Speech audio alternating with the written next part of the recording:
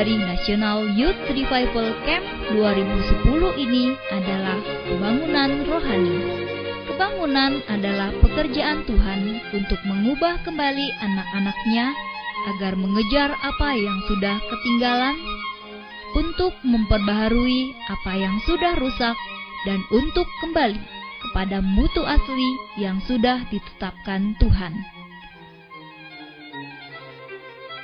Kebangunan sejati ditandai dengan dasar yang tidak dapat ditawar. Pertama, kebangunan doktrinal. Kebangunan doktrinal dimulai dengan kembali kepada ajaran yang benar, yaitu Alkitab, yang betul-betul berdasarkan wahyu Tuhan. Maka seluruh gerakan kerohanian yang dibangkitkan mempunyai dasar yang sehat. Kebangunan doktrinal yang menyeluruh memang tidak cepat. Dibutuhkan waktu untuk menggarap seluruh kebangunan ini dengan baik. Dia akan membuat saudara boring, dia akan membuat saudara melakukan apapun saja bagi Tuhan, tetapi tidak mengenal firman Allah. Firman Allah pentingnya itu apa? Ini karena Yesus Kristus menggunakan satu statement bahwa manusia hidup bukan karena roti saja, tetapi dari setiap firman yang keluar daripada mulut Allah. Hanya dengan Alkitab saja saudara bisa mengenal pribadi Allah, karya Allah. Ini adalah satu-satunya buku, saudara pikir ini buku kuno, tapi ini menghantar saudara mengenal pribadi Allah. Sebagai anak muda Kristen, saya minta untuk saudara-saudara membaca Alkitab untuk mengenal pribadi Allah. Itu adalah itu. Banyak orang Kristen sudah tidak peduli sama pribadi Allah. Banyak orang Kristen hanya peduli kepada berkat Allah. Anak muda, perhatikan baik-baik. Allah memiliki satu kehendak dalam hidupmu, dan itu harus menggenapi apa yang ada di dalam kehendaknya itu sebelum kau mati. Dan di dalam hidup yang complicated ini, saudara akan menemukan arah hidup, kekuatan hidup, kuasa hidup itu adalah dari firman. Apakah GP Kris di seluruh Indonesia berjalan dengan benar sesuai firman? Apakah khotbah-khotbah yang diberitakan sesuai dengan kebenaran demi kemuliaan Allah? Kedua, kebangunan pemikiran. Ini merupakan kebangunan untuk mengerti iman Kristen. Orang Kristen tidak boleh malas berpikir, harus sadar, tegas, dan bertanggung jawab untuk memikirkan baik-baik, menganalisis secara kuat, dan berlogika secara konsisten tentang apa yang kita percaya. Apakah orang Kristen hidup dan berjuang memikirkan dan melaksanakan rencana Allah? Tetapi saudara perhatikan baik-baik. Paulus menyatakan, I know whom I believe. Agustinus menyatakan, faith, seeking, understanding. Iman yang sejati itu adalah tandanya, salah satunya adalah iman itu akan mendorong, membakar kita untuk kita boleh mengerti, mengetahui, mengenal siapa dan apa yang kita imani. Bahwa kembangkan seluruh talentamu,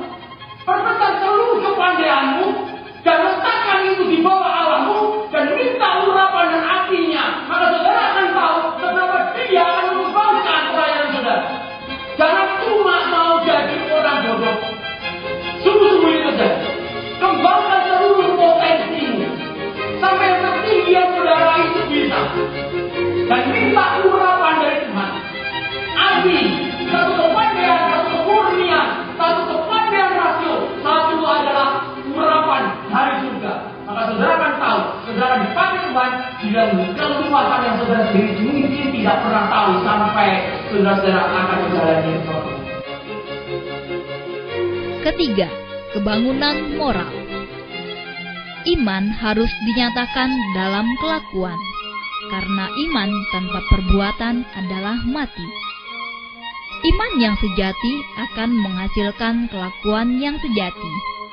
Iman yang kamu miliki, kalau iman itu tidak ditunjukkan oleh perbuatan, kalau iman itu tidak disertai dengan perbuatan kamu, maka iman itu pada hakikatnya adalah mati. Kalau kamu yakin bahwa iman itu menyelamatkan kamu, maka kamu pun harus yakin iman itu akan sanggup menyelamatkan kamu. Kalau iman itu tidak memudahkan kamu, maka yang dua, kamu beriman pada pribadi yang salah, kamu beriman pada sesuatu yang salah. Orang yang benar-benar mengabdi kepada Tuhan dan percaya kepada kebenarannya, pasti juga taat dalam berusaha mewujudkan kelakuan yang sesuai dengan imannya. Bagaimana keseharian hidup kita?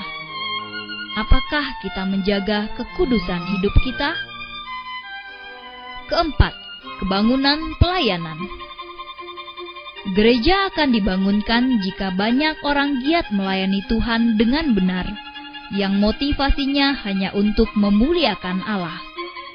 Gereja yang jemaatnya giat melayani, para majelis yang giat melayani, semua mau berkorban, mau mengabdikan diri untuk pekerjaan Tuhan, mau melayani dengan jujur dan hati yang tulus. Itulah kebangunan pelayanan, kebangunan sejati.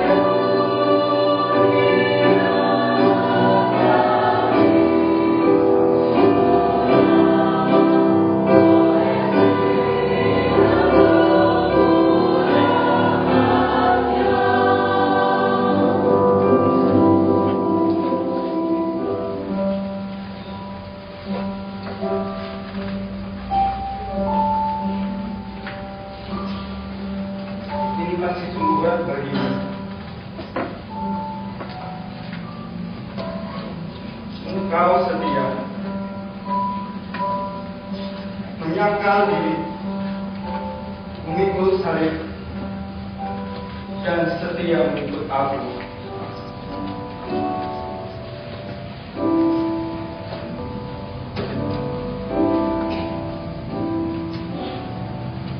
Aku sungguh bangga padamu.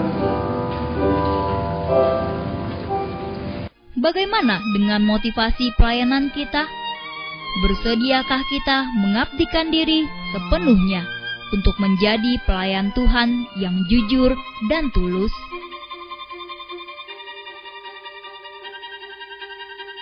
Kelima, kebangunan penginjilan. Penginjilan yang sejati harus dilakukan oleh setiap orang Kristen yang sadar dirinya diselamatkan. Banyak orang diselamatkan dengan Injil, tetapi tidak pernah menginjili orang lain. Apakah penginjilan di GP Kris sudah dijalankan dengan giat? Kenapa saudara korban begitu rupa untuk menyelamatkan kamu dan saya tidak layak untuk diselamatkan?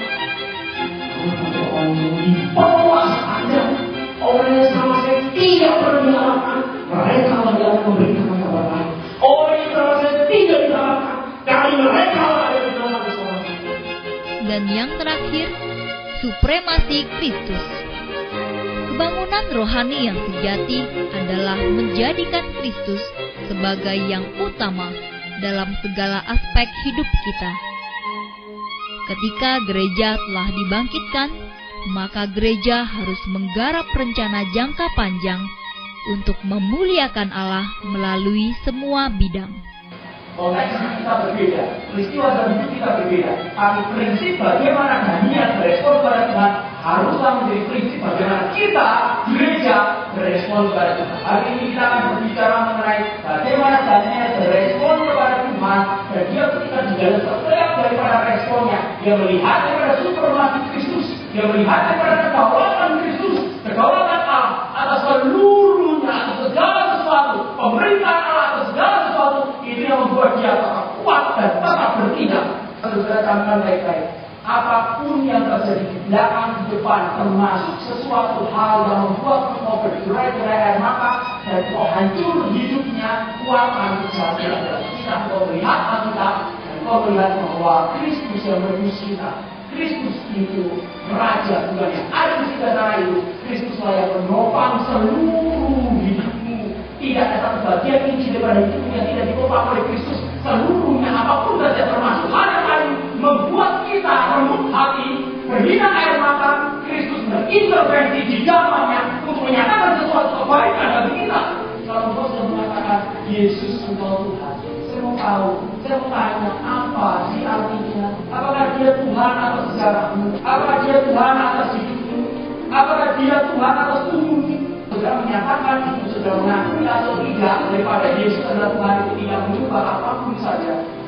Yang mengubah kehidupan adalah saudara menyerahkan seluruh hidupmu di bawah ketuhanannya. Itu yang akan berubah semuanya. Juga manusia. Puji Tuhan, puji Tuhan, puji Tuhan, puji Tuhan, puji Tuhan. Momen KKR merupakan klimaks dari keseluruhan acara camp, di mana pemuda-pemudi GP Kris telah mengalami kebangunan rohani dan telah mengambil keputusan yang jujur di hadapan Tuhan. Sebanyak 46 pemuda-pemudi berkomitmen untuk menerima Yesus sebagai Tuhan dan Juru Selamat pribadi mereka. 86 pemuda-pemudi mengambil keputusan menyerahkan hidup untuk melayani Tuhan dengan sungguh-sungguh. Dan 29 pemuda-pemudi yang menyerahkan hidupnya untuk menjadi hamba Tuhan penuh waktu. Merekalah buah sulung api kebangunan rohani dan gereja dalam tubuh GP Kris. Mari kita terus doakan mereka, karena yang mampu membuat api itu tidak pernah padam adalah Roh Kudus yang bekerja dalam hati setiap kita.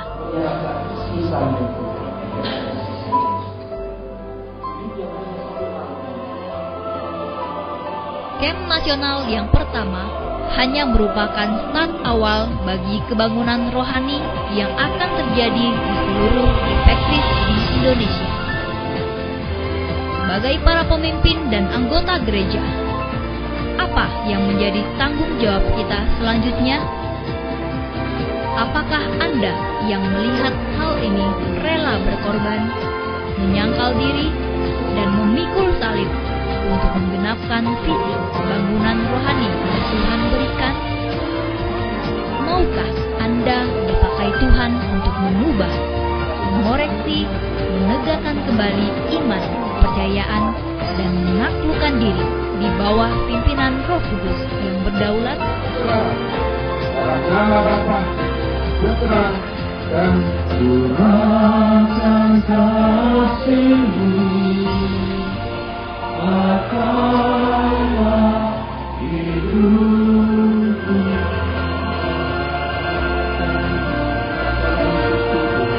Kiranya kita masih bisa melihat visi Tuhan, mengerjakan pekerjaan Tuhan, dan menggenapkan rencana Tuhan dalam hidup kita. Segala kemuliaan hanya bagi Tuhan kita, Yesus Kristus.